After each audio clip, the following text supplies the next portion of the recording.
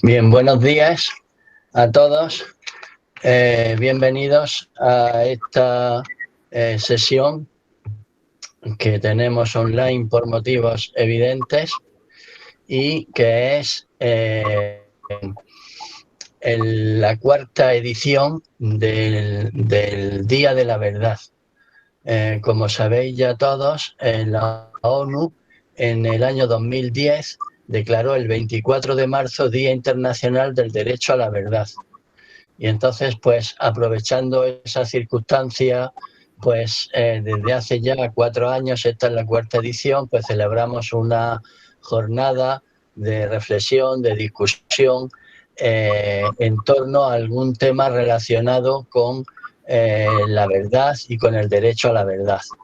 En esta ocasión, pues lo hemos dedicado a uno de los problemas más candentes que ahora mismo tiene planteada la sociedad nuestra y la mayor parte de sociedades en el mundo, que es lo que se recoge bajo pues, en la denominación de posverdad.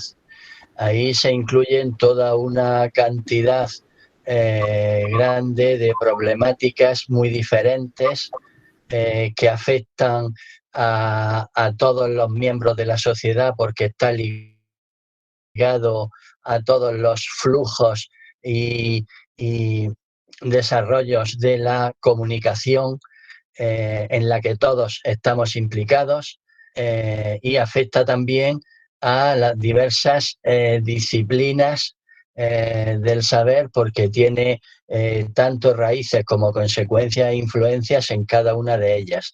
Tiene aspectos obviamente ligados a los desarrollos tecnológicos, tiene aspectos jurídicos, tiene aspectos políticos y tiene de manera muy clara y predominante también, pues tiene aspectos relacionados con el mundo de la comunicación y del periodismo. Esta sesión del Día de la Verdad de este año coincide con la puesta en marcha de un ciclo de jornadas que vamos a ir haciendo. Esta es la primera, denominadas Posverdad Debate, que se corresponden con un proyecto de investigación que estamos desarrollando con grupos de diversas profesionales de diversas disciplinas y de 18 universidades diferentes. Estas sesiones del ciclo Posverdad Debate pues serán públicas todas y se irán desarrollando a lo largo de los próximos 2 años. Iremos ahí discutiendo aspectos diferentes de todo el complejo fenómeno que es posverdad desde la perspectiva de 9 disciplinas diferentes. Y este ciclo queremos cerrarlo con un congreso internacional que tendrá lugar pues, al final del próximo año. Estamos, por lo tanto, al comienzo del desarrollo de este ciclo como primera jornada y que, como digo, coincide justamente con la cuarta edición del Día de la Verdad. En este año lo hemos dedicado a un aspecto fundamental de la problemática de la posverdad, que es posverdad y comunicación. Para ello, pues contamos con un grupo que forma parte del proyecto de investigación, que está compuesto en primer lugar por Lucía Ballesteros, que coordina ese equipo, y luego forman parte también de ese equipo María Lamuedra, Miguel Vázquez Liñán, Raúl Magallón Rosa y Francisco Javier del Olmo. Francisco Javier del Olmo de la Universidad de Málaga, Raúl Magallón de la Universidad Carlos III de Madrid, Miguel Vázquez Liñán de la Universidad de Sevilla y María Lamuedra también de la Universidad de Sevilla. Son profesionales del mundo de la comunicación y del mundo del periodismo y son ellos quienes están en mejores condiciones para poder abordar la dimensión del problema de la verdad que tiene que ver con la comunicación y con la difusión, generación y difusión de información, ¿no? Por lo tanto, ellos van a ser quienes tengan el protagonismo hoy y quienes vayan llevando adelante pues, la exposición de los temas, la discusión y, por supuesto, está abierto a las preguntas y a las intervenciones de todos los que están aquí virtualmente presentes, ¿no? La sesión la va a coordinar Lucía Ballesteros Aguayo, que es doctora en periodismo y es profesora del Departamento de Comunicación Audiovisual y Publicidad y Relaciones Públicas de la Universidad de Sevilla. Ha trabajado en proyectos internacionales en Florencia, en Italia, o en la Universidad de Aveiro, en Portugal, y sus líneas de investigación principales pues, son teoría e historia del periodismo, educación mediática formal e informal, los sistemas y uso de la propaganda y el fenómeno de la posverdad y su relación con el ejercicio profesional del periodismo. Ella va a ser quien coordine la reunión y de los aspectos técnicos, pues ahí nos van a ayudar Ana Ramírez y Raúl Linares. Nada más, gracias por asistir a esta sesión, espero que sea de interés, pueden participar y deben participar todos en la medida en que quieran y tengan interés. Si todas las preguntas no se pueden discutir aquí, sí que nos interesa mucho que las escriban en el chat, porque luego esas preguntas son muy interesantes para que los miembros de este equipo y el resto de grupos del proyecto pues puedan pensar las preguntas e intentar incorporarlas y resolverlas en las reflexiones y en los resultados que se vayan produciendo del proyecto. Nada más, gracias a Ana Ramírez y a Raúl por el apoyo técnico, Raúl Linares, y tiene la palabra Lucía Ballesteros, que va a coordinar el resto de la reunión. Lucía, cuando tú quieras.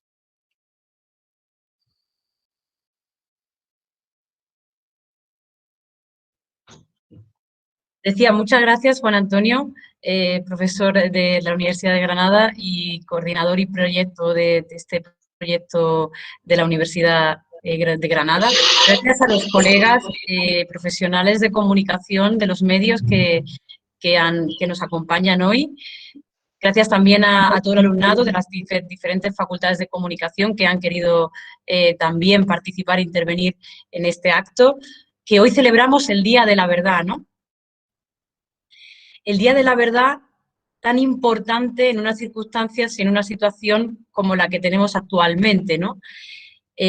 Hablábamos en la jornada de comunicación cuando nos reuníamos a nivel de equipo académico, el equipo de comunicación, hablábamos de que ya están superados determinados valores, determinadas tendencias o determinadas corrientes que ya se apuntaban en lo que es la década de los 70, ¿no? Ese concepto de opinión pública que establecía Luhmann o Habermas, ¿no?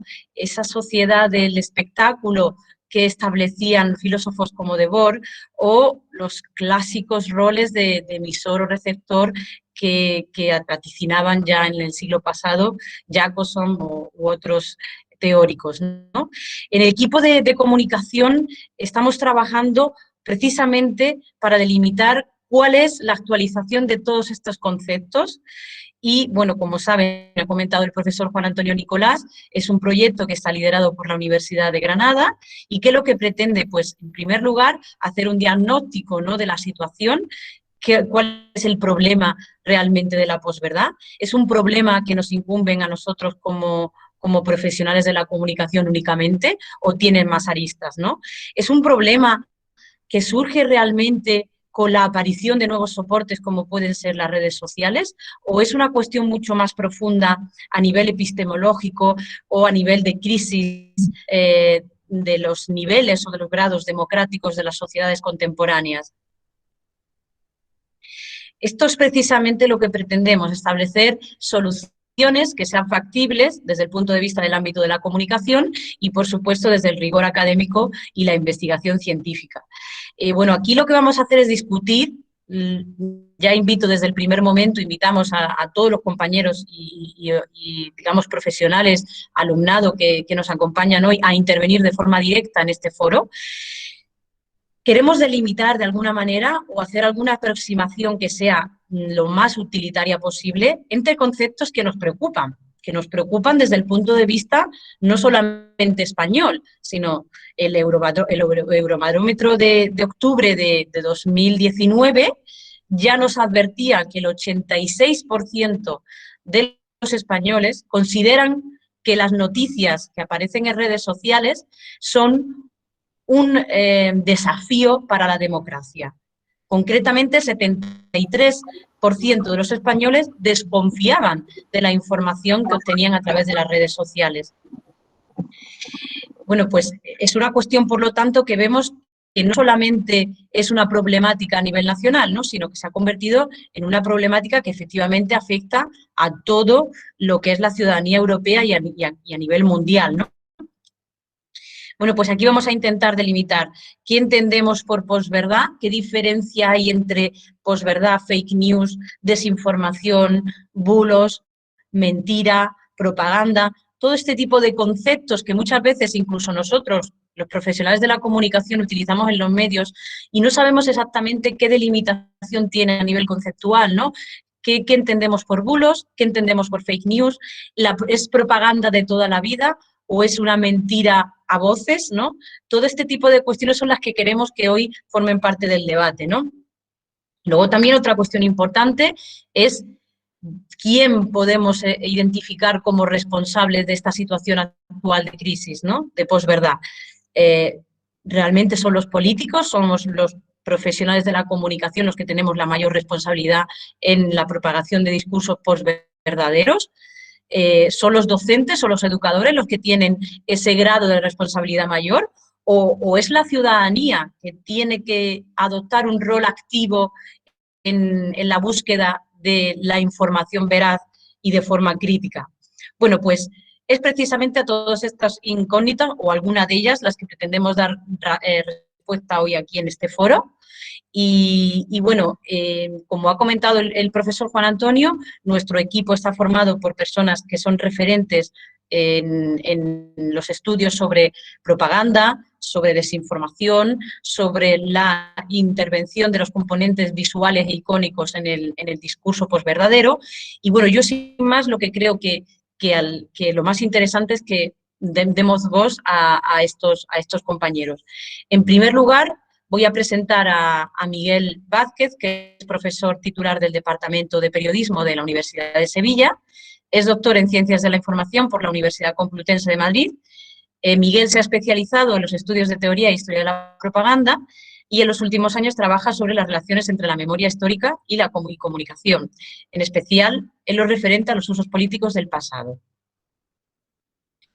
Trabaja en diferentes grupos dentro de los grupos de la Junta de Andalucía, varios proyectos a nivel nacional, pero sin más, yo creo que es lo más importante es que le demos voz directamente al compañero, que nos va a hablar, bueno, pues de esas delimitaciones, en cierta manera, entre propaganda, fake news y desinformación.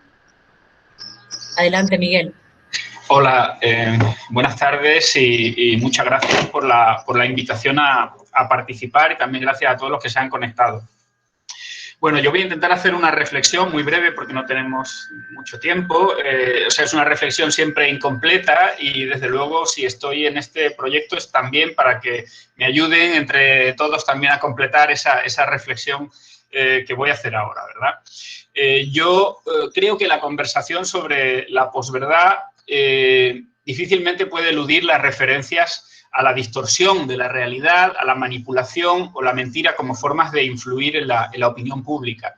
Y por eso considero relevante pues, que incluyamos en el debate la aportación de este enfoque de los estudios en comunicación política, para los que conceptos como persuasión, propaganda o desinformación son centrales. De hecho, es parte esencial de lo que estudiamos, ¿no? Cómo a través del discurso se puede influir en la opinión pública, alterar la percepción de la ciudadanía sobre determinados temas e incluso construir realidades alternativas, ¿no? Si es que podemos hablar en esos términos. Entonces, el objetivo de esta brevísima intervención va a ser doble, ¿no? Por un lado, subrayar la importancia que tiene entender el funcionamiento de los sistemas de medios de comunicación que nos rodean, casi diría los sistemas de medios de comunicación en los que vivimos, ¿no? Para comprender qué es esto de la posverdad. Y, en segundo lugar, apuntar algunas de las consecuencias para el presente y el futuro de nuestros sistemas políticos de tener el sistema de medios de comunicación que tenemos, ¿no? Entonces, comenzaré con el primero de esos objetivos. Los mensajes que recibimos a través de los medios, y por eso son tan importantes, forman parte de la información con la que tomamos decisiones de todo tipo, desde las más personales a las más públicas o políticas, desde si matricularme o no en un curso a si votar por un partido u otro, ¿no? Con esta información, parcialmente, formamos nuestra actitud también ante la vida y construimos nuestras creencias, ¿no? Forma parte de la información que utilizamos para esto. De ahí que merezca la pena reflexionar con cuidado sobre qué sistema de comunicación tenemos, qué sistema de comunicación necesitamos o queremos y por qué. Porque los medios jerarquizan la información, nos dicen de qué tenemos que hablar entre nosotros, nos sugieren qué es lo importante y dejan fuera lo que no lo es, según su criterio, ¿no? Y esto no es una cuestión menor, susceptible de ser abandonada al criterio exclusivo de las reglas del mercado o al capricho del gobernante de turno. Los modelos de sistemas de medios son diversos y todos tienen sus ventajas e inconvenientes. Lo que expondré aquí, y lo quiero pues, dejar un poco claro desde el principio, es solo una característica del sistema de medios que tenemos hoy y aquí, pero en mi opinión es una característica esencial que constituye además un cierto peligro para nuestra convivencia, ¿no? ¿De qué estoy hablando? Si tengo que resumirlo mucho, diré que cada vez más el objetivo de buena parte de la información que fluye por esos sistemas de medios no es tanto informar como llamar la atención y destacar sobre el resto de los contenidos. Esto no es nuevo, pero en nuestra sociedad con prisas y las redes sociales han aumentado el ritmo y la intensidad de ese proceso. O sea, llamar la atención como objetivo prioritario, por encima incluso del de informar o también el de, digámoslo así, de educar, ¿no?, a la ciudadanía en determinados asuntos. ¿Por qué llamar la atención? Pues básicamente porque es la base del negocio. Si mi mensaje llama más la atención, consigue mayor popularidad, más visualizaciones que generan más tráfico e ingresos publicitarios, por ejemplo, ¿no? Al mismo tiempo, si nuestro objetivo es llamar la atención, es posible que para hacerlo acuda al método tradicional que ha funcionado en los medios de comunicación durante ya siglos, ¿no? Es convertirlo todo en espectáculo, ¿no? Y cuando digo todo, es todo, cualquier tipo de mensaje. Pensemos, por ejemplo, en los debates electorales televisados. No están diseñados se llaman debates electorales, pero no están diseñados para debatir, sino para provocar el enfrentamiento espectacular entre candidatos y así entretener y mantener al espectador en el sillón. Son concursos de popularidad, básicamente, y así están diseñados, para que cada candidato haga una gracia o envíe un eslogan corto y supuestamente ingenioso para que luego podamos recordarlo, ¿no? Y luego nos invitan, esos mismos medios, a discutir durante días quién ha ganado el debate, como si se tratase de un combate de boxeo, exclusivamente de una competición deportiva, ¿no? Entonces, claro, estos formatos promueven la simplificación de los mensajes y el enfrentamiento entre posiciones en blanco y negro propias de la propaganda electoral y de guerra, ¿no? Solo que, y aquí es donde quiero poner el énfasis, ¿no? Solo que esto ya no ocurre solo en tiempos de campaña electoral o de guerra, ocurre siempre. Y aquí está el problema, insisto, vivimos en campaña permanente y esto no sale gratis, ¿no? Entonces, ya estamos, de hecho, pagando las consecuencias, que como anuncié al principio, era mi segundo objetivo, ¿no? Nombrar algunas de las consecuencias que tiene vivir en sociedades con este tipo de sistema de medios de comunicación que mantienen esta característica de la que estoy hablando. Porque, claro, propaganda de guerra y propaganda electoral permanente. Las campañas de propaganda electoral o de guerra suelen polarizar a la ciudadanía, enfrentarla, enervarla con mensajes simplificados que apelan siempre a emociones básicas, ¿no? Estos mensajes ridiculizan al adversario, nos dividen en bandos y utilizan nuestros miedos para conseguir los fines de la campaña, que votemos a unos u otros, que odiemos o amemos a unos u otros, etc. Son campañas normalmente diseñadas para durar 15 días, 20 días y que luego las olvidemos, pero cuando son permanentes la cosa cambia, ¿no? Y desde luego algo que cambia y que es característico de este tipo de campañas es que la verdad pasa aquí a un segundo plano. El objetivo primero es la efectividad. Es decir, propagaré aquellos mensajes que sean más efectivos para conseguir lo que quiero conseguir. Si esos mensajes son verdaderos, pues mejor, pero no es la prioridad. Prefiero mensajes creíbles que verdaderos, ¿no? Esto, sumado a la precarización de la profesión periodística, abona el terreno de unos mensajes a menudo mentirosos que, por añadidura y para aumentar su atractivo, adoptan muchas veces formas más espectaculares, como decía, y entretenidas que los datos duros y los análisis contrastados, ¿no? El problema, claro, es que a medio y largo plazo la polarización y el enfrentamiento pues, pueden tener consecuencias graves. La desconfianza en los medios, las instituciones o la democracia es algo que ya está aquí, es una consecuencia que ya estamos padeciendo. Y esto es perfecto para que líderes carismáticos o poco escrupulosos para mentir ganen atractivo político y puedan instrumentalizar esa desconfianza, ese descontento, ese escepticismo a su favor. Los ejemplos, por desgracia, son legión, ¿no? Entonces es un buen momento para que las mentiras, para que la frontera entre la verdad y la mentira se borre aún más. Y en cierta medida es como si quien nos está mintiendo al mismo tiempo nos estuviese diciendo, sí, esto que yo estoy diciendo puede ser mentira, pero ¿qué te hace pensar que el resto de los mensajes no lo son, ¿no?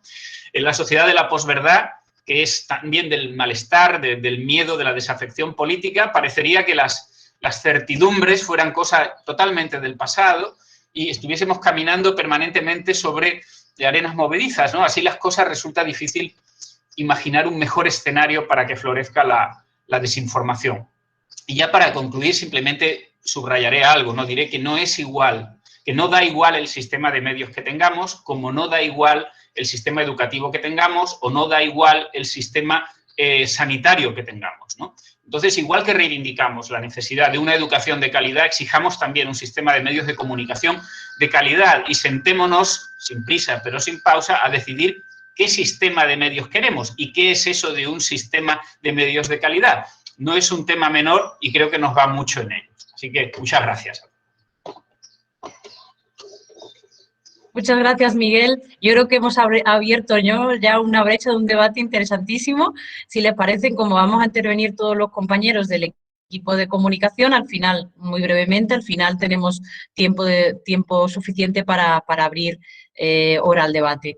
A continuación, nos va a comentar sobre todo esa delimitación entre los conceptos como fake news o desinformación el compañero Raúl Magallón. Es profesor titular del Departamento de Comunicación de la Universidad Carlos III de Madrid.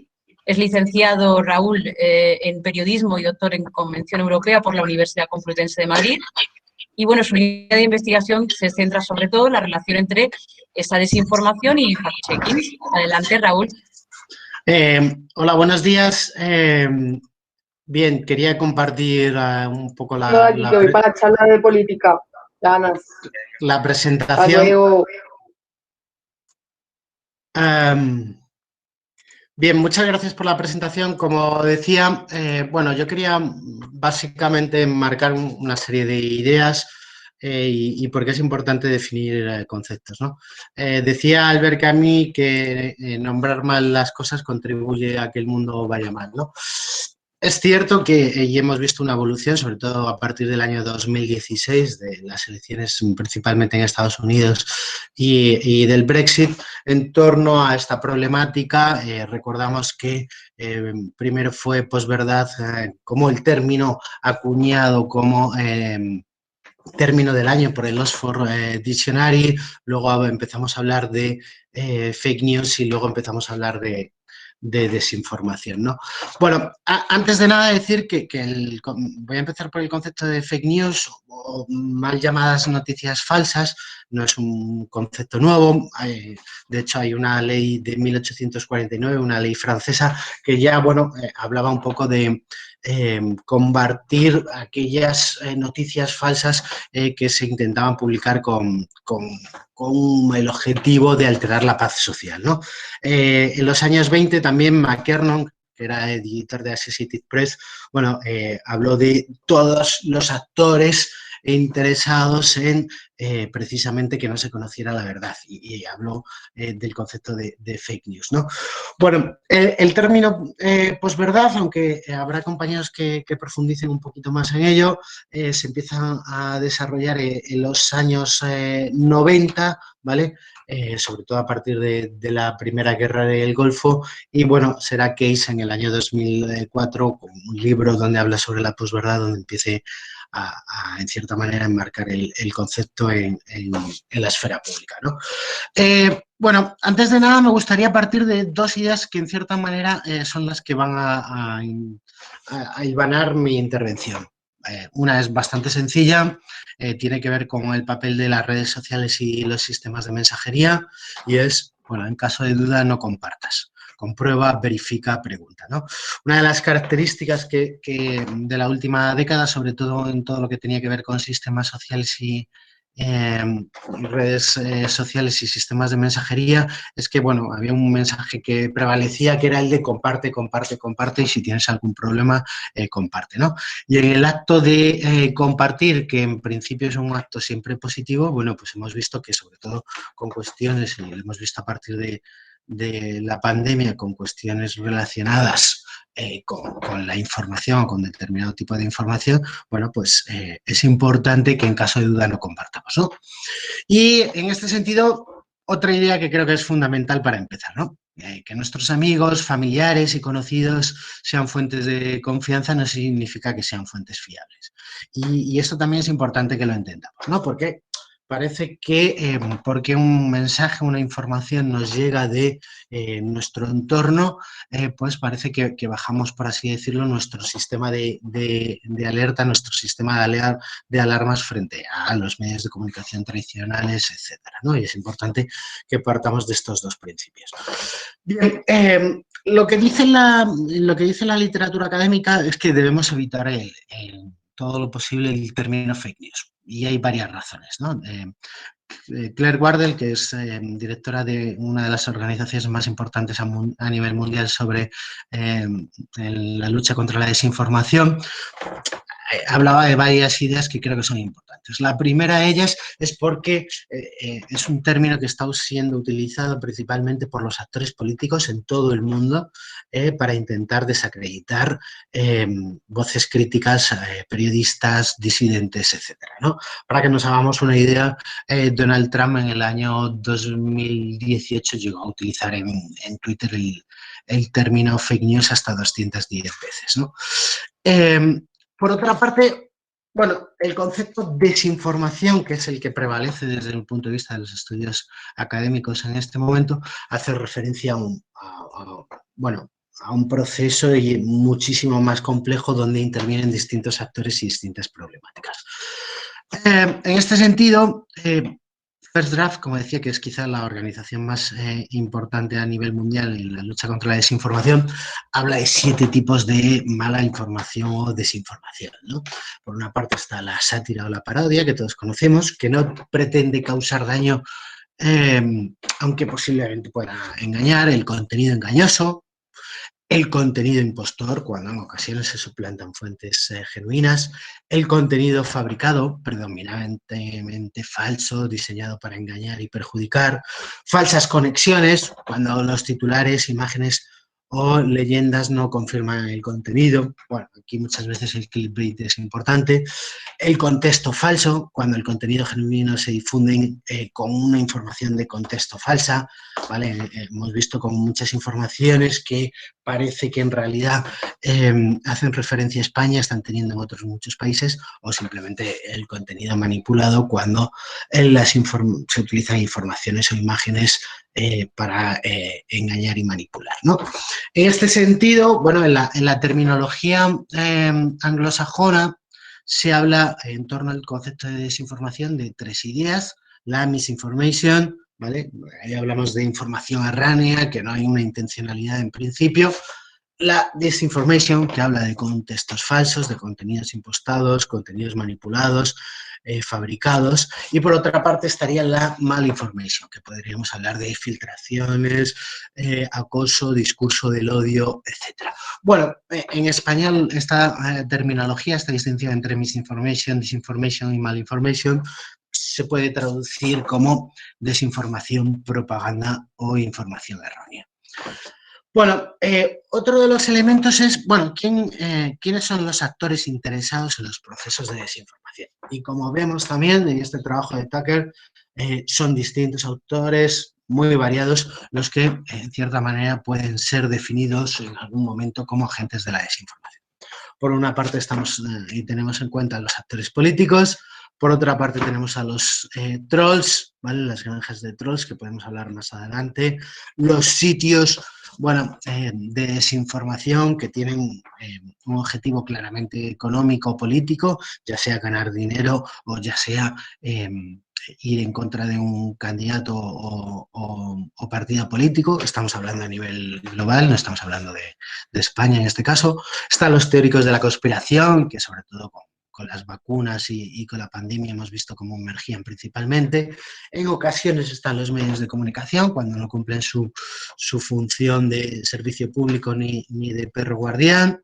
En ocasiones hay medios que podríamos llamar hiperpartisanos.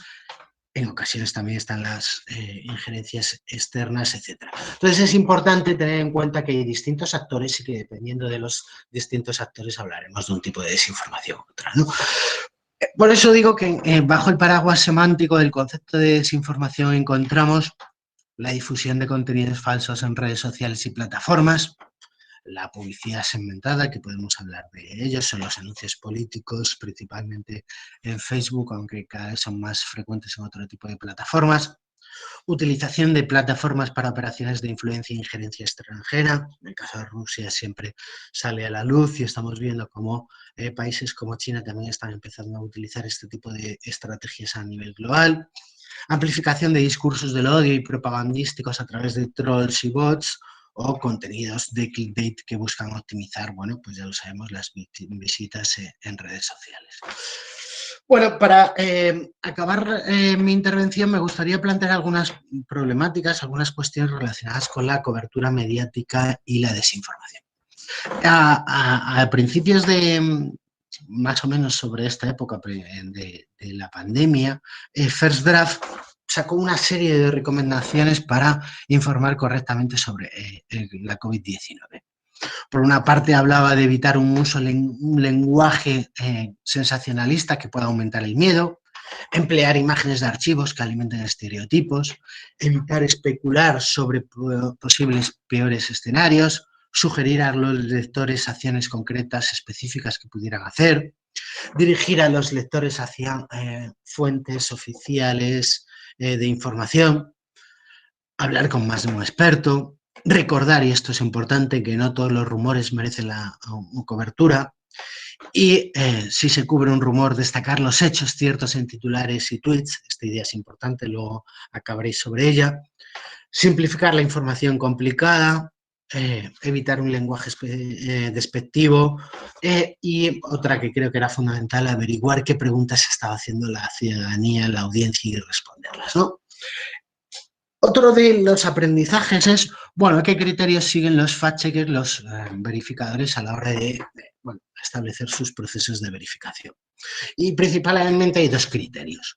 Por una parte está el impacto a partir de la monitorización que hacen de redes sociales, de los avisos por parte de la ciudadanía, etcétera, ¿no? Y de acuerdo también a la peligrosidad. El principio de responsabilidad, pensemos que son organizaciones periodísticas, hacen que la alianza o este tipo de organizaciones priorice la verificación que pueda incitar al odio hacia algún colectivo, que ponga en peligro la salud social, etcétera, ¿no? Bueno, me gustaría acabar con una idea que es fundamental en esto de combatir la desinformación y que entre todos creo que deberíamos tener, aplicar e implementar como consejo práctico.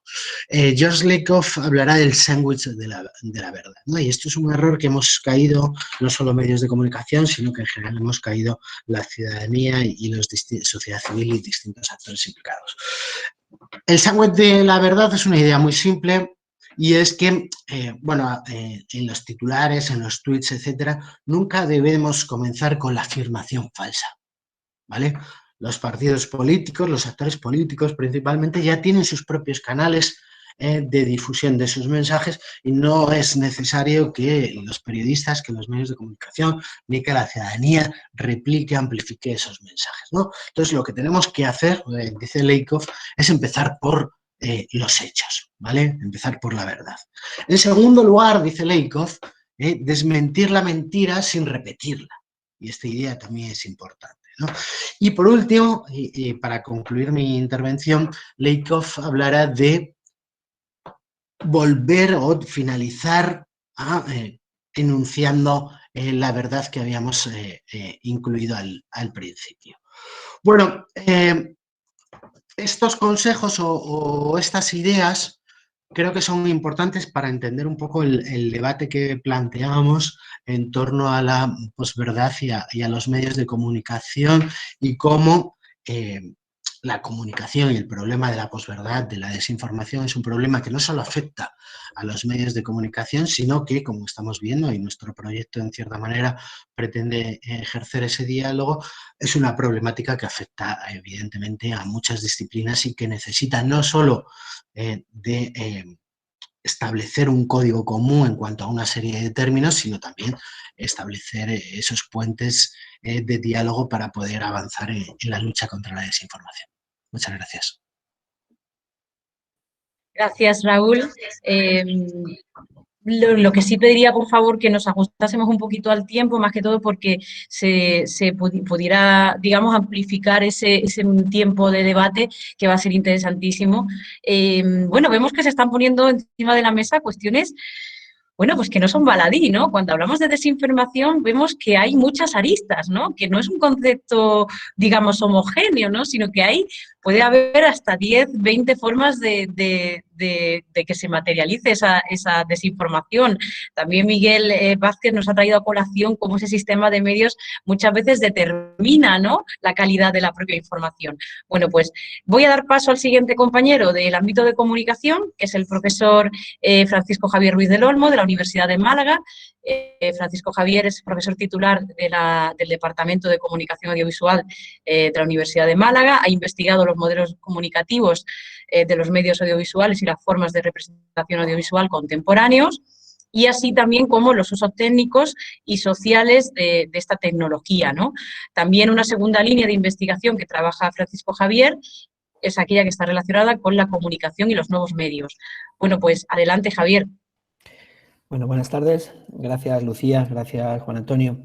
Efectivamente, se están poniendo ya sobre la mesa toda una serie de conceptos y de debates que atañen a los términos de la posverdad. Realmente, en la jornada que ya tuvimos, los miembros de comunicación y el resto de miembros del equipo de este proyecto de investigación, ya efectivamente nos dimos cuenta, o digamos, pusimos en común la dificultad de abordar desde una única perspectiva el término de posverdad o de desinformación o de, noticias falsas, y las dificultades que entrañaba eso. Es decir, nos encontrábamos con un concepto esquivo, con un concepto, como se ha señalado aquí, con muchas aristas, poliédrico, que invitaba a que tuviéramos unas primeras jornadas de trabajo para ir puliendo, ir delimitando, ir clarificando o poniendo en común conceptos, dudas y problemática del término de la posverdad. Claro, efectivamente la relación de los medios de comunicación con la verdad es una relación complicada, es una relación problemática. Más problemática cuanto más cercanos al poder, tanto político como mediático, sean estos medios de comunicación, y por lo tanto afecta con una mayor incidencia en la ciudadanía y en su conocimiento, en su derecho a informarse y a conocer la realidad de una manera veraz. Claro, me interesa también, quiero dejar aquí también una analogía del concepto de posverdad con el concepto también de posfotografía. En mi caso también trabajo con cuestiones de la imagen y realmente autores que han reflexionado sobre el concepto de lo postfotográfico podemos obtener informaciones o conceptos también muy relevantes para explicar el propio concepto de la posverdad. Si revisamos autores como Jeff Wall o el mismo Joan Fontcuberta, autores fotográficos pero que realizan investigación, ellos en su trabajo nos indican, en su trabajo fotográfico nos indican que realmente la imagen, si nos referimos a la imagen que tenemos históricamente y culturalmente, esa idea que es una imagen cercana, análoga a la realidad, no puede ser algo completamente falso, puede ser algo completamente no verídico. En la obra de Fontcuberta, por ejemplo, y también en sus textos teóricos, hace referencia precisamente a que esa representación que queremos, que creemos cercana, veraz, análoga a la misma realidad, puede ser completamente falsa, ¿no? En sus trabajos, además, esa apariencia de máximo realismo es a su vez una máxima falsedad. Es un concepto interesante que me gusta poner aquí, porque efectivamente la posverdad está siendo, la verdad, mejor dicho, está siendo sustituida por esta posverdad, que no es más que una, decía Miguel, una verdad creíble, o podríamos decir una verosimilitud, o al menos una apariencia de verosimilitud, que es lo que nos ofrecen a menudo los medios de comunicación y las representaciones de esos medios. Entonces, en primer lugar, señalar que cuando desde el ámbito mediático, desde el ámbito político sobre todo, se habla de las noticias falsas o de la desinformación como algo contra lo que hay que luchar, hay que combatir, hay que luchar, y claro, todos no podemos no estar de acuerdo con ello, evidentemente queremos luchar contra ello. Entonces se nos dice a veces de una manera muy ingenua que debemos luchar contra la desinformación, que podemos eliminar esos discursos, etcétera, etcétera, como si fuera algo externo a los propios medios. Cuando obviamente la desinformación o al menos la información interesada forma parte en mayor o menor grado del sistema mediático, ¿no? Como señalaba Raúl anteriormente, efectivamente los medios de comunicación son uno de los agentes, no es el único, pero es uno de los agentes, digamos, que actúan o que están involucrados en las noticias falsas. Yo creo que esa es una de las líneas que yo quiero, digamos, bueno, exponer aquí o al menos dejar al aire aquí, ¿no? Es decir, que las noticias falsas y la desinformación efectivamente es algo con la que hay que luchar, pero a veces es presentada por parte de los medios o de los propios discursos como algo externo o al menos como algo que se da solo en algunos medios, como son las redes sociales, ¿no? Las redes sociales como paradigma de esa desinformación, como si esa desinformación y por tanto esa representación no veraz, sino posverdadera, de simulacro y de apariencia de verosimilitud no estuviera ya implícita en los medios de comunicación tradicionales. Entonces, bueno, es una idea que yo al menos, que es discutible, pero que yo sí quería poner encima de la mesa aquí. Es decir, no es algo externo, no es algo que se introduce externamente e insidiosamente en redes sociales. Por supuesto, no es algo externo a la prensa, a la radio televisión tradicional y a otro tipo de medios. En segundo lugar, las noticias falsas, la desinformación y, por tanto, todos estos procesos... Francisco Javier, ¿podemos ir finalizando, por favor? Claro que sí, claro. Gracias. Que sí, claro que sí. Inmediatamente, forma parte del sistema mediático que es más deficiente que es más deficiente cuanto menos sirve a la propia ciudadanía y a una variedad de puntos de vista y a una verificación de los propios hechos. A partir de, claro, lógicamente, de las relaciones de esos medios, tanto con el poder político como poder corporativo. Es decir, si conocemos que buena parte de los medios, pues ahí están, digamos, poseen o tienen participaciones, tanto corporaciones multimedia internacionales como fondos de inversión, como grandes bancos, pues podemos entender que parte de sus discursos están comprometidos con estas cuestiones. Tanto los emisores públicos como los de naturaleza, los emisores públicos porque son controlados directamente por el poder político, como los privados porque son concesiones, digamos, del poder público, pero también a través de esa digamos, propiedad, por así decirlo.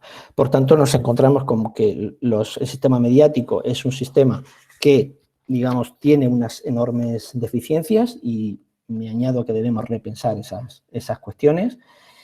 Y por otro lado también señalar que poner sobre la mesa el poder para esta representación posverdadera de los medios de comunicación visuales o de la visualidad en los medios de comunicación. Eso ya sé que no tengo tiempo, Lucía, pero sí quería señalarlo al menos digamos que buena parte de ese poder, digamos, de simulacro que tienen de la realidad de los medios tiene que ver con las imágenes. Y la imagen es el medio de comunicación, digamos, actual y más poderoso.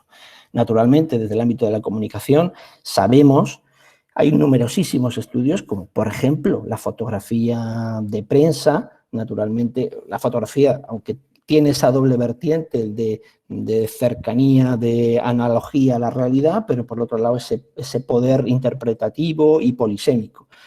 Hay numerosísimos estudios como, por ejemplo, el punto de vista, el encuadre, etcétera, es lo que determina el sentido de las imágenes. Quien dice prensa, dice también en redes sociales y a través de esas campañas de desinformación, que a través de imágenes de muchos tipos. A su vez hay que añadir, para ese elemento de posverdad, hay que añadir el poder de la imagen en cuanto a su modificación técnica, a su traspaso técnico. Poner también encima de la mesa cómo esa transformación, la transformación tecnológica y digital no es neutra. No es neutra. Debemos tener en cuenta que el determinismo tecnológico pues es algo que obviamente no es neutro, sino que es cultural e ideológico, como nos recordaba el historiador de la comunicación y el cine Comolli, donde realmente nos indicaba en el dispositivo de la cámara cinematográfica el poder ideológico que tiene en cuanto a su representación. Bueno, citarlo simplemente aquí, ese aspecto. Y por último, y ya termino, señalar también las redes sociales como uno de los vehículos esencialmente de esa desinformación, con algunos elementos añadidos. Su poder supranacional, y ese poder supera los marcos normativos y jurídicos de los países, esto conviene que lo reflexionemos, forman parte, como se ha señalado aquí, de luchas geopolíticas a nivel mundial, países que vetan determinadas redes o amenazan con hacerlo, etcétera, y también el papel que están jugando las redes respecto a los contenidos. Son facilitadoras de que los usuarios subamos esos contenidos. Hace años se popularizó ese término de prosumidor, que el consumidor subíamos contenido.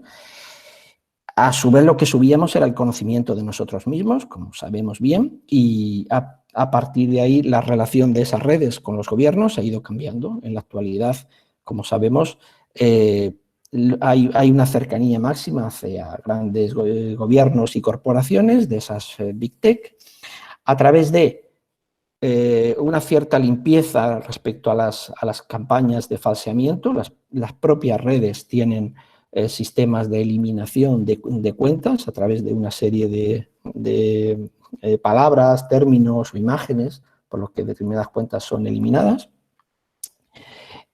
Otra cosa es que estemos de acuerdo o no que sean eliminadas, pero el hecho de que las eliminen y las puedan eliminar es una cuestión que debemos reflexionar. Y ahí nos lleva a qué papel tienen las redes sociales. ¿Son distribuidoras de contenido o son editoras? Por tanto, son responsables de lo que están dentro de esas redes. Ellas siempre dicen que son distribuidoras, pero pueden interesadamente actuar como editoras también. Bueno, quiero señalar también, se ha señalado aquí la importancia de repensar nuestro sistema de medios para hacerlo más democrático, más plural y más cercano a la ciudadanía, y obviamente es una cosa importante, pero también debemos pensarlo respecto a las redes y respecto a los sistemas de verificación que están funcionando en la actualidad. Esos sistemas, a mi juicio, deberían ser lo más ajenos posible a otros medios de comunicación y lo más ajenos también al poder político. Ya sé que esto es pero en todo caso es una idea para reflexionar de cara al futuro. Simplemente la apunto aquí. Nada más, muchas gracias. Muchas gracias, Javier. Muchísimas gracias. Perdona por la interrupción. Has lanzado unas píldoras, podríamos llamar, informativas, en forma de titulares, pero interesantísimas para el debate posterior. Y bueno, yo ya sin más, vamos a dar la palabra a la compañera María Lamuedra. Es profesora titular de la Facultad de Comunicación de la Universidad de Sevilla. María imparte asignaturas de Teoría de la Comunicación y del Periodismo, investiga sobre formatos mediáticos influyentes, con especial atención a la percepción de quienes los producen y quienes los reciben, y en el primer tramo de su carrera académica se centró sobre todo en formatos de entretenimiento, especialmente en historias de famosos. Durante la última década, ha participado en varios proyectos comparativos sobre noticias de televisiones públicas como Televisión Española, la BBC y la finlandesa IEP. Sin más, María, ¿crees que podrías sintetizarnos de aquí a las 2 aproximadamente? Vamos a intentarlo. Muchas gracias. Bueno, gracias, voy a hacer lo que pueda. Había preparado una pequeña presentación, no sé si... Bueno, muchísimas gracias a todos, a Juan Antonio, a Lucía por la invitación, a estar aquí el proyecto, a todos los que estáis también le vais a dedicar un rato a escucharnos. Voy a hacer todo lo posible por sintetizar y para dejar espacio para que haya debate. Bueno, hay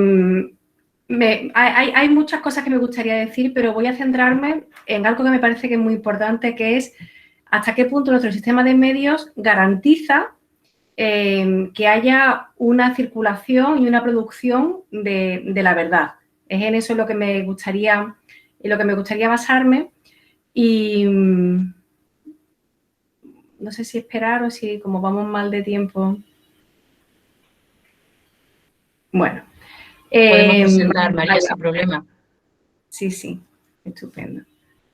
Fenomenal, ahí tenemos la presentación. ¿Le puedes pasar cuando tú puedas? Bueno. Ana María, la siguiente.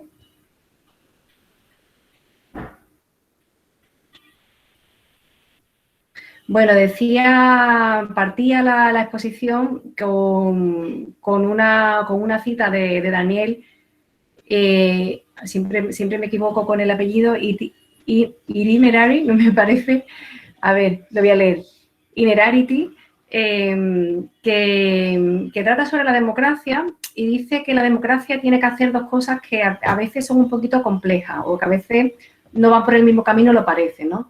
Por una parte, tiene que hacer convivir la importancia de que la vida pública respete el valor de la verdad y, por otra parte, la sospecha frente a quienes quieren monopolizar la verdad. Son dos cosas que pueden a veces, que a veces pueden parecer contrarias, pero que la democracia tiene que hacer que convivan, ¿no? Bueno, si pasamos... ¿Puedes pasar, Ana, por favor? No sé si puedo pasar yo.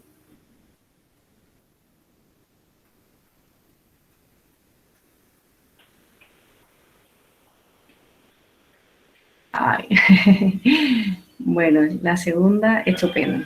Entonces, en una esfera pública democrática, lo que tiene que haber es una función representativa que ahora mismo está en crisis, que se plantee la verdad como una búsqueda, porque la verdad no está ahí para que la veamos, ¿no? Las cosas no son tal cual son y tal cual las vemos, sino que cuando cada uno de nosotros necesitamos en algún momento de la vida buscar algún atisbo de o replantearnos alguna verdad importante de nuestra vida, tenemos que lo que solemos hacer, bueno, pues hablar con muchas personas, ver diferentes puntos de vista, investigar realmente sobre los hechos sobre los que queremos buscar una realidad, datos, indicios, etcétera, ¿no?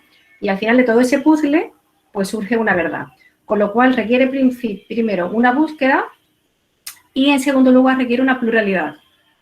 Con lo cual, la esfera pública, cuando queremos estar en un espacio en el que se circule y se produzca verdad, tiene que tener una función representativa de representar las cosas tal cual son, bueno, o tal cual son, no, una versión aceptable de cómo son, y luego una función deliberativa que nos permita a todos, pues, confrontar nuestros puntos de vista de manera, pues, que la visión y las experiencias, los conocimientos que tenemos cada uno de nosotros, pues puedan ser compartidos y puedan ser confrontados y puedan ser, pues de alguna manera, tenidos en cuenta. ¿Puedes pasar, por favor, Ana? Lo que ocurre es que en los últimos 30, 40 años, pues tenemos cada vez más claro, en el ámbito académico lo tenemos muy claro, los que somos de nuestro ámbito, que los medios de comunicación no están creando una esfera pública sana, para nada. Ya en los años 80, finales de los 70, principios de los 80, pues la UNESCO encargó un informe sobre esto a una serie de expertos mundiales de reconocido prestigio, que fue el informe McBride, y en el que ya se venía constatando esta realidad. Pero es que al final de los años 90, ya al principio del año 2000, pues hay un think tank muy poderoso en Estados Unidos, el Pew Project for Excellence in Journalism, cuya creación parte de esto, parte de esta idea. Los medios de comunicación están socavando la democracia, no están ayudando a la democracia. Y luego, unos años después, tras la crisis del 2008, pues viene un proceso que ya la industria comunicativa global estaba muy concentrada, muy globalizada, y después de la crisis del 2008, pues hay una nueva vuelta de tuerca, por lo cual hay muchos medios de comunicación transnacionales que se han endeudado mucho y la gran banca de inversión que ha generado la crisis es la que compra la deuda. ¿Puedes pasar, Ana, por favor? Bueno, con lo cual, ya digo, los medios de comunicación, para los expertos en comunicación esto está muy claro, y ahora empieza a ser evidente para el público general. En el 2000, en el 15M, había una serie de carteles, realmente se plantea abiertamente lo que es la crisis de representatividad del sistema democrático. Los políticos no nos representan, los sindicatos no nos representan, los medios de comunicación tampoco nos representan. Y se visibiliza que hay una brecha de confianza, que ya las encuestas estaban hablando de eso, entre población y los medios de comunicación. Lo que pasa es que sí que es cierto que después del 15M hay una serie de medios de comunicación que nacen precisamente para intentar solventar un poco esta brecha y cubrir la voz de aquellos que sentían que su voz no estaba representada en los medios de comunicación. Si pasamos, Ana, cuando tú puedas, vemos que ahora en esa misma brecha, pues es la misma brecha que explica los movimientos negacionistas del cambio climático, el terraplanismo o incluso de que el COVID no existe, ¿no? También, curiosamente, se apoyan en un espacio, una serie de sitios del espacio mediático, que suelen ser más bien periódicos digitales o medios blogs, grupos a veces de distintas redes sociales, etcétera, etcétera, pero que es curioso cómo tanto los grupos que intentan paliar esa crisis como aquellos que se aprovechan de la crisis parten realmente de la misma realidad, y es que hay una profunda desconfianza de la ciudadanía en el sistema de medios, sin la cual todo lo que estamos diciendo yo creo que no sería posible. Entonces, bueno, ¿qué tenemos? Es muy complicado hablar del sistema de medios, pero voy a intentar sintetizar todo lo que pueda. Tenemos medios informativos que están obligados legalmente a decir la verdad. Tenemos unos medios de comunicación audiovisual que tienen que tener un servicio público o de interés general y hay una serie de obligaciones legales. Y luego hay un sector online, unas grandes empresas, unas grandes tecnológicas que operan en el sector online, entre las que hay mucha mayor opacidad. Se está empezando a hablar de regulación, pero está muy poco regulado.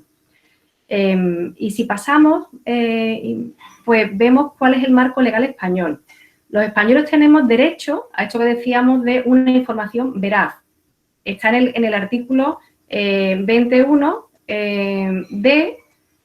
y si nos vamos al C, fijaros que los profesores tenemos derecho a la libertad de cátedra. Entonces, a mí me gusta mucho decirlo porque me parece alucinante y sorprendente cómo la libertad de cátedra está garantizada con la seguridad laboral que tenemos los profesores universitarios y el resto de profesores que somos funcionarios. En la universidad pública, el 51% de los profesores universitarios tenemos que ser funcionarios y eso está relacionado con la garantía de la libertad de cátedra. Y, sin embargo, yo me pregunto qué tipo de protección similar tienen los periodistas en España. Al revés, es una de las profesiones, si no la profesión más precarizada de todo el mercado laboral. No es razonable que cuando hay dos artículos de la Constitución que están uno detrás de otro, para unos haya una protección razonable y para otros no haya ninguna protección. Y si avanzamos... La otra, para la pluralidad, también hay otro artículo de la Constitución que de alguna manera encarga a los medios de comunicación públicos pues ese acceso de los grupos sociales y políticos significativos que considera que son importantes para el pluralismo. Pero al final, ¿puedes pasar, Ana, por favor? Si avanzamos, pues las garantías de una y de la otra cosa son muy, muy pequeñas. Creo que nos hemos ido demasiado adelante. Creo que me falta... No hay otro... Bueno, no te preocupes. Perfecto, gracias. En cuanto al pluralismo interno, tenemos una serie de medidas que están recogidas en la Ley Audiovisual General del 2010, pero que si la leéis, pues son bastante difusas y seguro que pilláis alguna, pues que no se cumple directamente. Por ejemplo, erradicación de la conducta discriminatoria para la mujer. Los digo porque, por ejemplo, en estos últimos días hay debate con esto, ¿no? Con Telecinco. Y si vamos a la siguiente diapositiva, pues hay otra serie de indicaciones que son las que están recogidas en una síntesis que ha hecho Rafael Díaz Arias de la ley, pero que no se garantizan. María, perdón, disculpa, ¿podemos ya sintetizar un poco? Lo digo para que podamos abrir el turno de debate de aquí a y media. Gracias.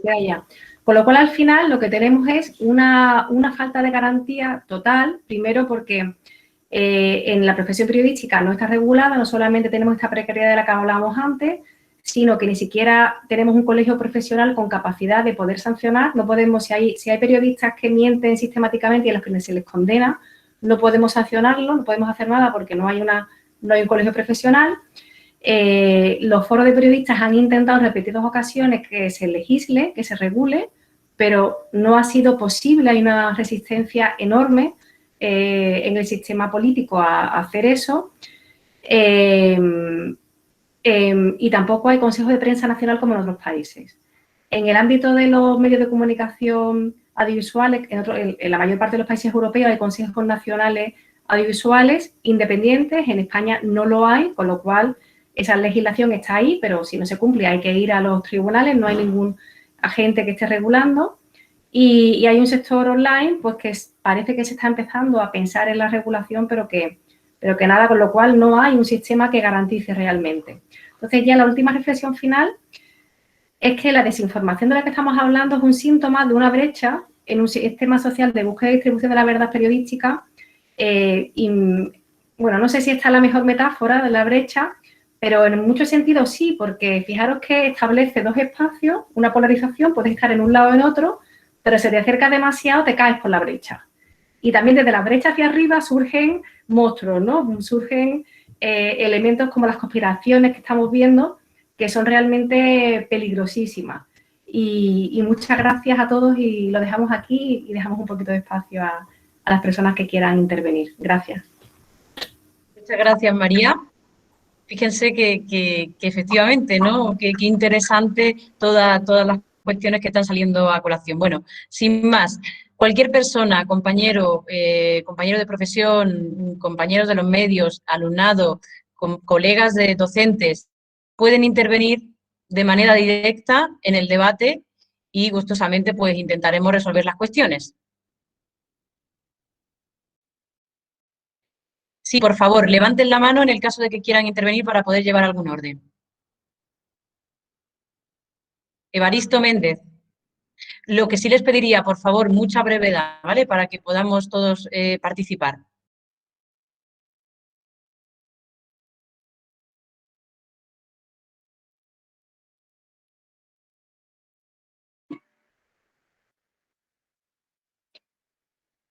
Evaristo, perdone, tiene el micrófono cerrado. Tiene que activarlo.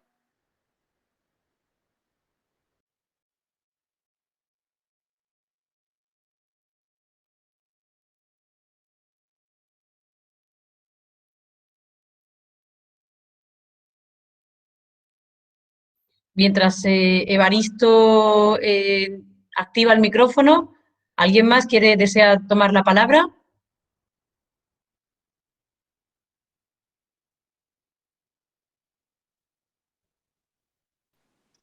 Alba Costa tiene la palabra solicitada. No sé si es de antes Venga, pues o... adelante, Alba.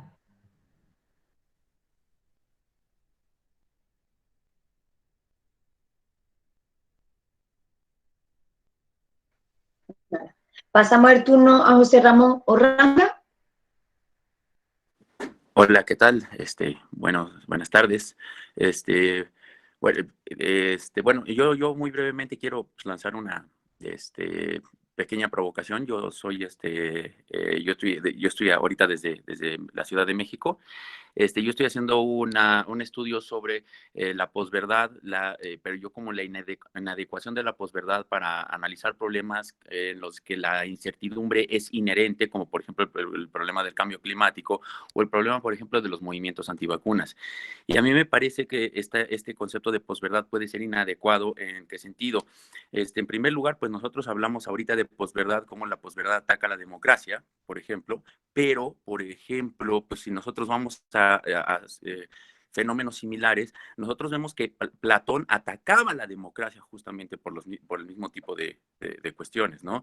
Y aquí es donde me parece bien interesante el concepto de verosimilitud, porque es el concepto que utilizan los sofistas para defender la participación democrática en lugar justamente de para otro tipo de cosas, ¿no? Nosotros tenemos que preguntarnos brevemente qué significa el post de posverdad, ¿no? Y epistemológicamente es muy interesante porque si vemos las definiciones del Oxford English Dictionary y de la RAE, parece que van en sentidos contrarios, porque una va en el sentido, por ejemplo, de hablar de engaño, hablar de mentira, de engaño deliberado, etcétera, y la otra va en el sentido de irrelevancia de la verdad, y epistemológicamente no son lo mismo, ¿no? Entonces yo quisiera saber, así como provocación un poco, ¿qué opinan los ponentes acerca de esto? Y pues les agradezco mucho la oportunidad y las diferentes intervenciones. Muchas gracias. Muchas gracias. Miguel, si te parece. Bueno, más que contestar estaba tomando apuntes, ¿no? Porque me parece muy interesante lo que comentaba José Ramón. Solo podría añadir desde el punto de vista que yo trabajo, que efectivamente esa irrelevancia de la verdad es quizá lo que a mí más me preocupa y lo que creo que tiene más, digamos, importancia hoy, ¿no? En el sentido que comentaba yo hace un rato, que si lo que estamos es en una especie de contexto en el que solo hay información persuasiva, información electoral, información de guerra prácticamente, o propaganda de guerra,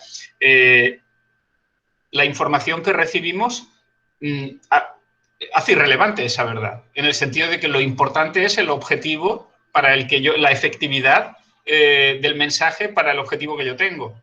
Con lo cual, la verdad pasa absolutamente a un segundo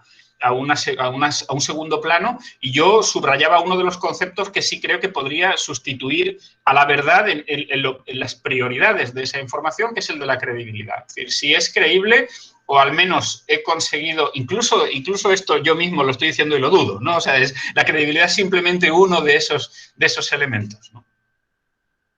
Muchas gracias, Miguel. Maite Urriza en el chat nos comenta: buenas tardes, soy doctora de lenguas, textos y contextos. ¿Apreciaría alguna intervención sobre cómo consideran el impacto de la posverdad en la literatura testimonial, género en el que la literatura y política se encuentran con la práctica del periodismo? Quizá María podría, o Javier.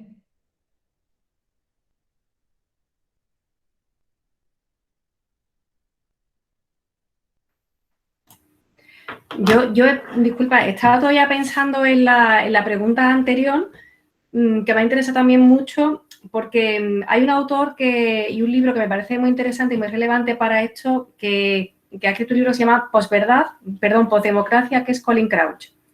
Y yo creo que es relevante. Yo creo que verdaderamente nos tenemos que preguntar la verdad para qué sirve y para qué sirve la verdad en democracia y para qué sirve cuando realmente las decisiones que tomamos no son relevantes al final porque no tenemos ese poder de decisión. Ahora, creo que el debate de la credibilidad es una trampa hasta cierto punto. O sea, obviamente la verdad tiene que ser creíble, pero la credibilidad no puede sustituir la verdad porque la verdad tiene una función en la manera que tenemos de gobernarnos, de tomar decisiones. No sé, también es algo que me interesa y no tengo la respuesta, pero sencillamente quería matizar. Y si pudieras repetir un poco la otra pregunta, no sé si sabré responder a la otra. Sí, la compañera Maite Uriza decía si podemos aclarar algún tipo de intervención sobre cómo consideramos el impacto de la posverdad en la literatura testimonial, que es el género en el que se hibridan la literatura y la política, con la práctica del periodismo. Ahí reconozco que no sé si algún Javier.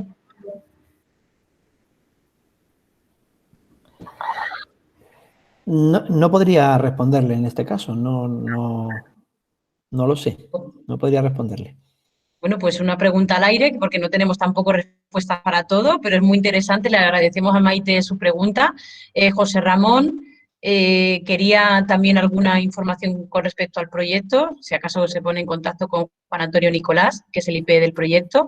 Olga Loza, por el chat, también nos pregunta, ¿en qué medida la posverdad pone en riesgo las democracias modernas? Raúl, si te parece.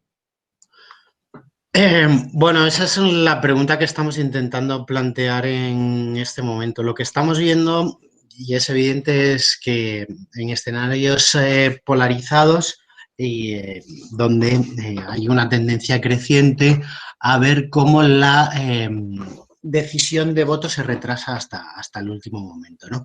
Y en ese sentido, todo lo que tiene que ver con las estrategias de propaganda, con la desinformación, etcétera, tienen cada vez más relevancia y lo estamos viendo sobre todo en campañas electorales en los últimos 5 años.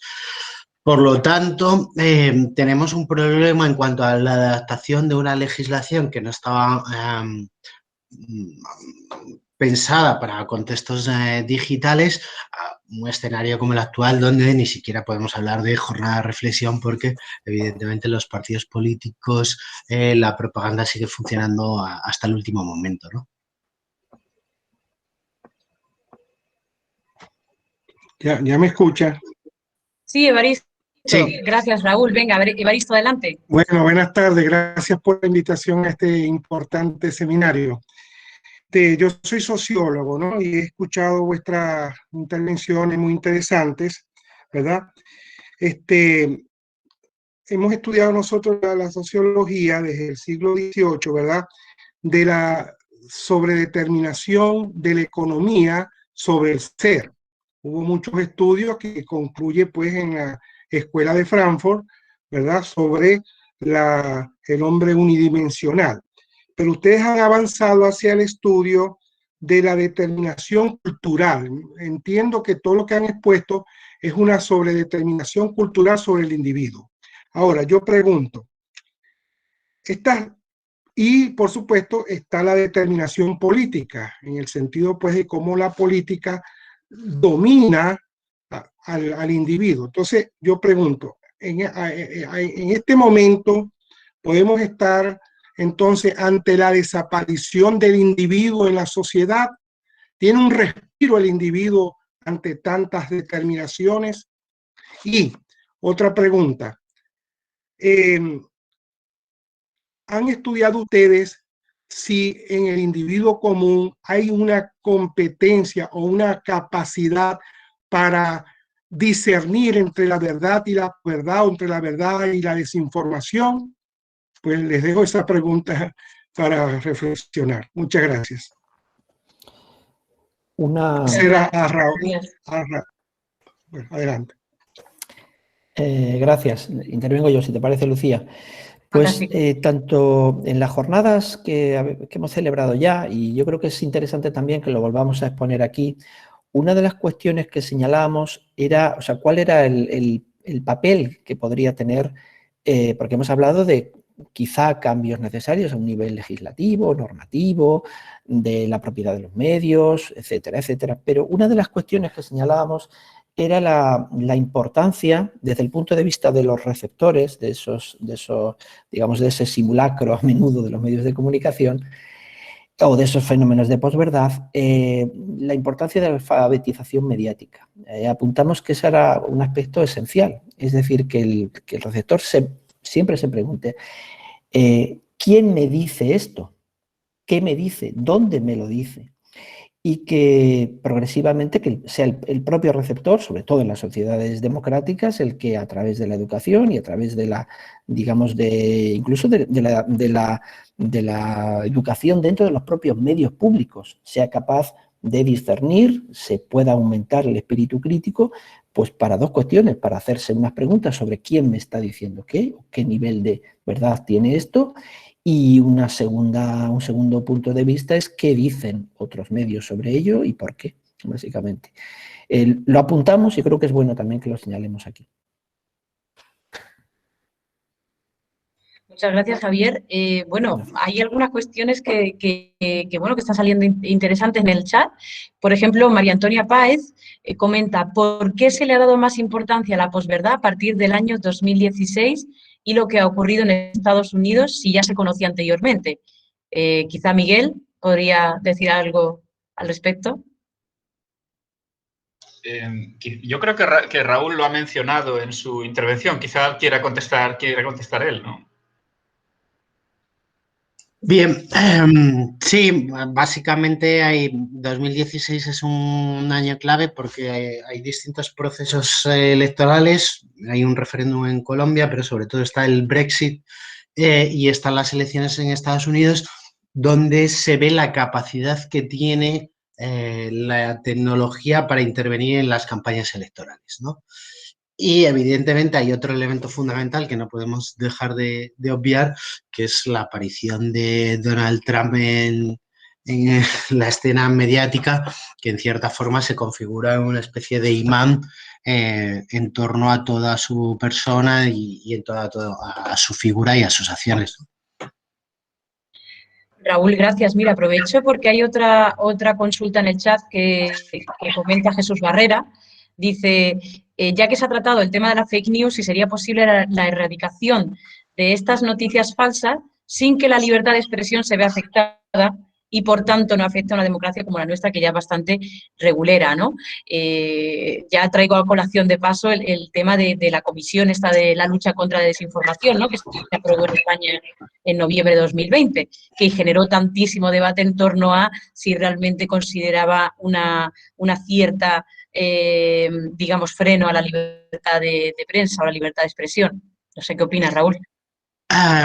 Bueno, en realidad lo que hubo es muchísima desinformación en torno a una orden ministerial, ni siquiera era una iniciativa legislativa, y eso es importante entenderlo en el sentido de que se trataba como, y fue uno de los errores que tuvieron, intentar coger un poco las directrices que estaba dando la Unión Europea en torno a desinformación, solo que decidieron meter la palabra medios de comunicación. ¿Vale? Y a partir de ahí se generó una campaña de desinformación bastante intencionada para generar ruido. Aquí hay varias cuestiones que debemos tener en cuenta. La primera es que lo que hemos visto, sobre todo en el último año de pandemia, es que a nivel global, cada vez que hay un país que intenta, por así decirlo, implementar o aprobar una ley anti-fake news, lo que está haciendo casi siempre es restringir las libertades de expresión y de información. Por eso tenemos que tener mucho cuidado con estos temas. Mi propuesta es regular la forma en la que se presentan los contenidos mucho más que los propios contenidos, o regular determinados vectores de desinformación que están ahí y que son muy visibles, ¿vale? Porque las leyes son obsoletas, porque no permiten resolver el escenario actual, etcétera. Y luego hay otro problema de incentivos. Para que nos hagamos una idea, hay una encuesta del grupo que dirige el profesor Pere Masip sobre desinformación y coronavirus, que decía, bueno, el 26% había compartido información falsa sobre el coronavirus durante la pandemia, ¿vale? Pero lo interesante es que solo un 6% lo había hecho de manera intencionada. Es decir, centrémonos en ese porcentaje que no lo había hecho de manera intencionada, que en realidad, como era mi primera diapositiva y mi primer mensaje, tenemos que trabajar en esa alfabetización para, en caso de duda, no compartir, en caso de duda, verificar, acudir a los medios de comunicación, etcétera, ¿no? Eso por una parte. Y, bueno, es una problemática que es creciente y hay otro elemento que me gustaría señalar, y es que la Unión Europea firmó un código de buenas conductas con las empresas tecnológicas en 2018 y en realidad en muchas cuestiones como los anuncios, la publicidad segmentada, los anuncios en Facebook, etcétera, no están cumpliendo, de hecho están incumpliendo de manera sistemática, ¿no? Entonces hay distintos elementos ahí para tocar otra problemática que creo que es muy sensible y que creo que el grupo de derecho podría dar mucha más luz al respecto. Gracias, Raúl. Vamos a dar la palabra a Carla, que lleva con la mano levantada un tiempo. Carla, adelante. Gracias. Yo soy alumna de la carrera de Filosofía en la Universidad de Granada. Y bueno, relacionado un poco con el tema que ha hablado Francisco Javier de las redes sociales, justo en un grupo de la universidad estamos haciendo un trabajo relacionado con ello, entonces me han surgido unas dudas. Y me ha llamado la atención que has dicho esta como diferenciación entre si realmente son distribuidoras o editoras. Entonces aquí me surge la duda de, en la distribución, como que son ajenas a esa distribución de la información y no forman parte de ella, mientras que al ser editoras sí que inciden en esa información y, por tanto, ¿dónde quedaría un poco el tema de la libertad de expresión y si realmente la red social debe de tomar parte de lo que se difunde en su red social? Y luego un apunte pequeño que has dicho que gran parte del problema de la desinformación reside en el sistema mediático y estoy bastante de acuerdo, aunque también creo que es un problema que desgraciadamente es bastante complicado de remediar porque creo que es una institución bastante grande, pero desde lo individual creo que se debe de abarcar fomentando sobre todo el pensamiento crítico y bueno, era simplemente un dato. Muchas gracias. Gracias, Carla. Sí, efectivamente. Fíjate que esa pregunta, que son realmente, llegó a una comisión del Congreso norteamericano, se lo preguntaron al mismísimo Jack Dorsey y respondió, buena pregunta, se quedó él mismo, buena pregunta, dijo, efectivamente, es decir, que en principio son distribuidoras de contenido, puesto que durante años han ido creciendo en un número de manera vertiginosa de usuarios, porque su modelo de negocio es obviamente los datos y la publicidad con esos datos y el conocimiento de sus públicos, de sus audiencias y de su segmentación de cara a cuestiones publicitarias. Pero claro, cuestiones publicitarias y cuestiones políticas también, como averiguamos a partir de ese año 2016 y posteriormente. Entonces, ciertamente ese debate sigue presente.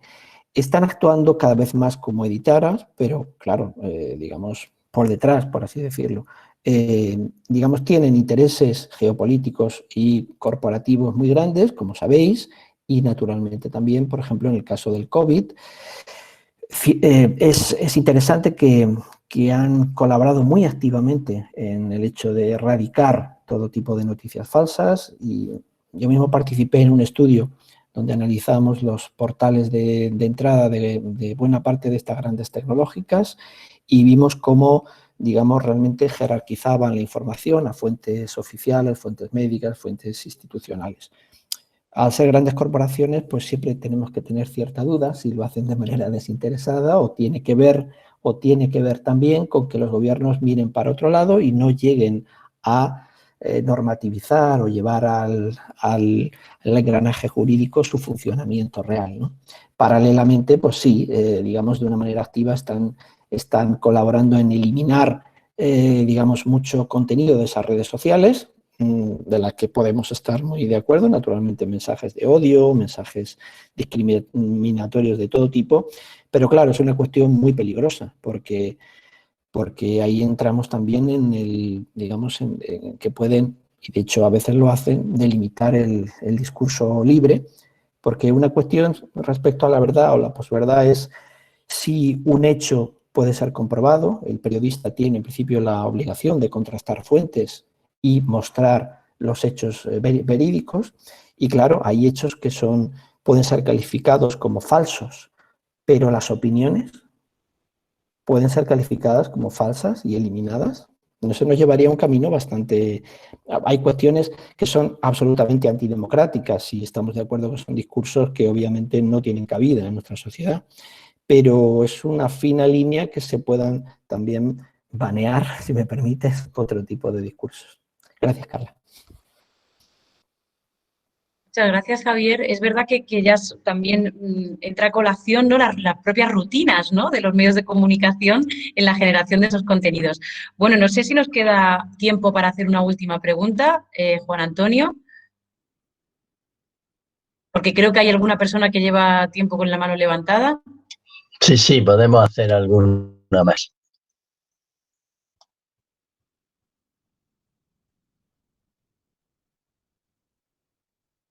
Leo entonces la consulta que nos hace Paula Fajardo por el chat. Nos dice, llegados al punto de la importancia de los medios digitales hoy en día, ¿cómo podríamos ver las consecuencias de la posverdad a grandes rasgos a niveles sociales?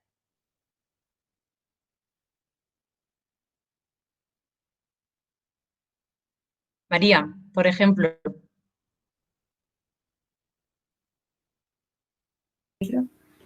Hay muchas consecuencias sociales. Yo creo que la más visible es la polarización y la polarización afectiva. Es decir, la polarización no solamente la que vemos entre los políticos que se dicen cosas terribles, ¿no? Y vemos siempre mucha tensión en el Parlamento, en los diferentes congresos, ayuntamientos, etcétera, sino cuando esos mensajes te hacen sentirte mal con tu vecino con quien tú piensas que vota un partido diferente del que votas tú. Eso ya empieza a generar una polarización, una desconfianza, no ya hacia nuestros representantes, sino entre los propios representados. Y eso es algo que hemos visto, y eso es un problema muy grande para la gobernabilidad. Y yo creo que en el caso en el que lo hemos visto más claro ha sido con el COVID. O sea, hay un estudio muy interesante que se ha hecho recientemente que estudia realmente cómo esta polarización ha afectado a la toma de decisiones políticas, pero también a cómo nosotros nos hemos respondido a las decisiones que se han tomado. Y se ha visto cómo hay una serie de grupos de personas pues, que han tendido a llevar menos mal la mascarilla, a tener una actitud más de riesgo, ahora ya no, pero durante un momento a estar más reacio a ponerse la vacuna, con lo cual es muy importante que veamos que estos efectos son unos efectos reales y con el COVID yo creo que está muy claro que son efectos que salvan vidas o que matan a personas, o sea, la polarización realmente mata. O tiene ese poder al menos o al menos no salva en una circunstancia como la que estamos tan difícil, ¿no? Completamente de acuerdo. Muchas gracias a las dos. Damos por último la palabra a Mario, que la llevaba pidiendo hace un tiempo. Perdón, Mario. Mario Rodríguez. Sí, muchas gracias. Yo quería preguntar a colación de la relación que habéis establecido entre la posverdad y las teorías de la conspiración derivadas de este relativismo que surge de tanta desinformación, que teniendo en cuenta además que los medios públicos están controlados por el poder político, los privados por fondos de inversión y el poder económico, ¿cuál es la autoridad moral de los medios convencionales para establecer como verdadera su posición, teniendo en cuenta que todo el mundo sabe que su discurso también está sesgado por el poder político, en el caso de los públicos, o en el poder privado, en el poder económico en el caso del privado.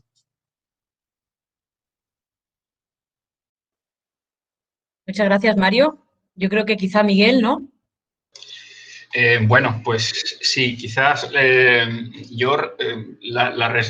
respuesta a tu pregunta es, digamos, afecta a un montón de problemas individuales. Yo creo que deberíamos simplemente, como ciudadanía, tratar de dar... La ciudadanía debe darse por aludida. A ver si me explico. Nosotros debemos entender que cómo funciona nuestro sistema de medios de comunicación es importante, tenemos que hablar sobre esto y debe estar en la agenda. El problema es que en la agenda lo ponen los mismos medios muchas veces, ¿no? Entonces ahí tenemos una pescadilla que se muerde la cola. Pero no podemos dejar durante más tiempo ese problema, por poner 2 o 3 solo muy brevemente encima de la mesa, de la precariedad. Nosotros sabemos, no nos tomamos en serio la información y por lo tanto no nos tomamos en serio la profesión de quienes elaboran esas informaciones. Estoy seguro de que si a nosotros nos llevan a un quirófano y queremos que el neurocirujano que está ahí tenga tiempo para hacer su trabajo bien. Un neurocirujano con prisas es un peligro y todos lo sabemos, ¿no? Y lo vemos claro. Pero por algún motivo pensamos que el periodismo se puede hacer rapidito y bien, ¿no? Pues no se puede hacer rapidito y bien. No se puede hacer rapidito, necesita su tiempo y necesita unas condiciones mínimas para que eso salga con calidad, igual que cualquier otra profesión. Si añadimos lo que comentaba María antes, que está siendo una de las profesiones más precarizadas, eso también influye en el producto final que tenemos. Y yo empezaba mi intervención diciendo que con la información que nos envían es, al menos parcialmente, con la que nosotros tomamos nuestras decisiones diarias, ¿no? Entonces, eso por ahí. Pero también, insisto, la alfabetización mediática que también han comentado mis compañeros. Francisco Javier, si no recuerdo mal, ha hecho hincapié también en eso. Es decir, es esencial que entendamos cómo funcionan los medios de comunicación. Tú en tu pregunta dabas un par de claves, cómo funcionan los medios de comunicación para que sepamos quién nos está hablando, ¿no?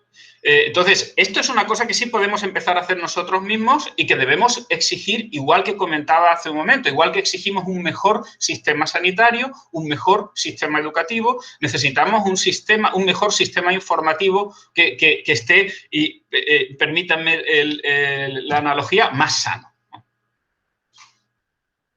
Pues muchas gracias, Miguel. Con esta reivindicación necesaria de esa salud de los medios de comunicación y del sistema que tenemos de información, yo creo que nos podemos ir despidiendo. Y yo, por mi parte, gracias a todos, a los compañeros del equipo de comunicación, a todas las personas que han hecho estas intervenciones tan interesantes, y yo creo que al final hemos conseguido al menos debatir. No sé si sacar algunas ideas muy en claro, pero gracias. Bueno, yo solo quería finalmente pues dar las gracias a todos los que han participado y recordar que la próxima sesión del ciclo Posverdad Debate tendrá lugar el día 16 de abril y estará dedicada a la dimensión psicológica que es posverdad. Y estará la sesión pues estará realizada por el equipo de psicología del proyecto, coordinado por Ángel Sánchez Rodríguez. Será el día 16 de abril, ya enviaremos pues la información, la difundiremos igual que esta, y pues todos quedan invitados a seguir debatiendo sobre cuestiones que han salido hoy, que saldrán probablemente en sesiones posteriores y que seguiremos pensando y discutiendo. Muchas gracias a todos.